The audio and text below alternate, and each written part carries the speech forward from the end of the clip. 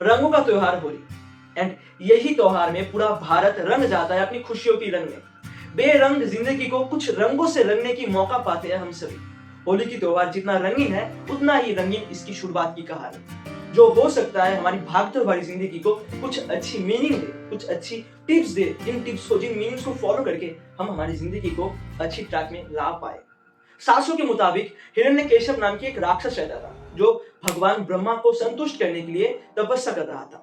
Fortunately भगवान ब्रह्मा उनसे खुश हो गए एंड ब्रह्मा जी आकर हिरण्य को कुछ वरदान दिया। मांगो वत्स, तुम क्या चाहते हो? हिरण्यकेशव राक्षस ने अपनी दिमाग लगाया। वो भगवान से अमर होने की कोई इच्छा नहीं मांगी, वो मांगी तो सिर्फ वरदान। वरदान कुछ इस तरीके से था, उन्हें कोई भी नहीं मार सकता, वो चाहे कोई इंसान हो या कोई भगवान या कोई पशु। उन्हें ना कोई मार सकता है पाताल में जाकर, ना कोई मार सकता है आकाश में जाकर, और ना कोई मार सकता है घर में घुसकर। एंड और एक चीज, ना ही उन्हें कोई मार पाएगा हाथों से, ना ही उन्हें कोई मार पाएगा तलवारों से, अस्त्र से।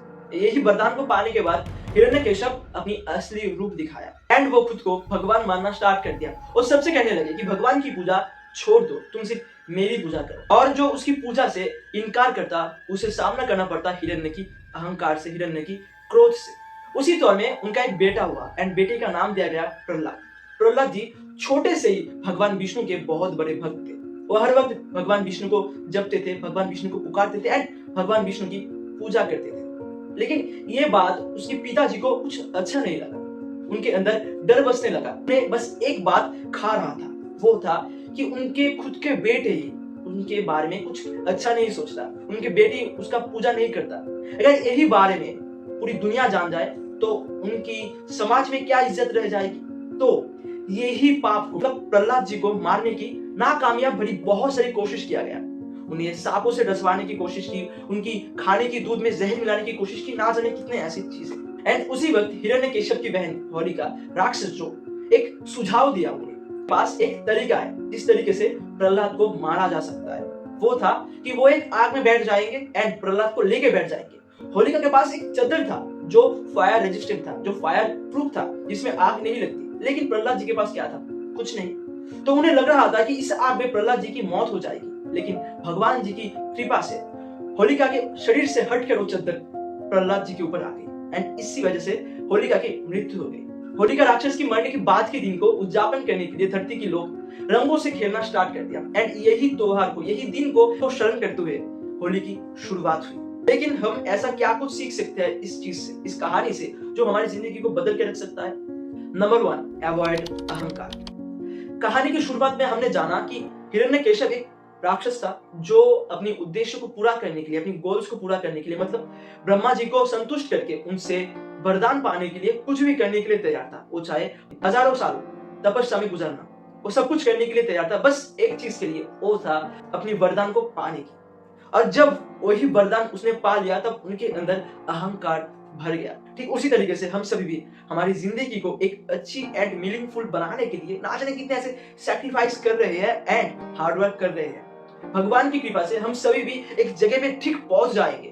लेकिन हमारे अंदर अगर अहंकार आना स्टार्ट हो जाए तो ये बात हमें याद रखनी चाहिए, हम जहां से यहाँ पे आए हैं वहां पे जाने में ज्यादा देर नहीं लगेगी, जैसा हुआ था हिरण्यकेशव के साथ। उसके अंदर की अहंकार उसकी मृत्यु की वजह बनी। Number 2, restart.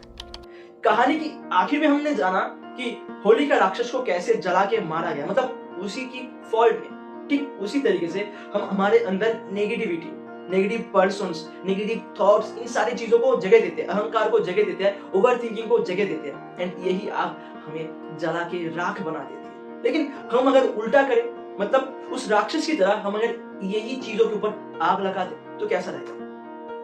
तब हम खाली हो जाएंगे, तब हम हमारी जिंदगी को ठीक तरीके से डिजाइन कर पाएंगे और तब हम इन सारी चीजों से हट के एक अलग एंड नया रास्ता अपना पाएंगे। मेन पॉइंट तो यहाँ पे आती है, उसी दिन के बाद, मतलब होलिका की मृत्यु के बाद के दिन में क्या होता है? रंगों से खेला जाता है। उसी तरीके से हमारी जिंदगी की जो रंग है, हमारी जिंदगी की जो असली कलर्स है, वो हमारे रिलेशंस है, वो हमारे दोस्तों के साथ हो सकता है अपनी मम्मी पापा के साथ हो सकता है एंड हो सकता है अपनी पेट्स के साथ हो सकता है अपनी वाइफ के साथ या अपनी हस्बैंड के साथ।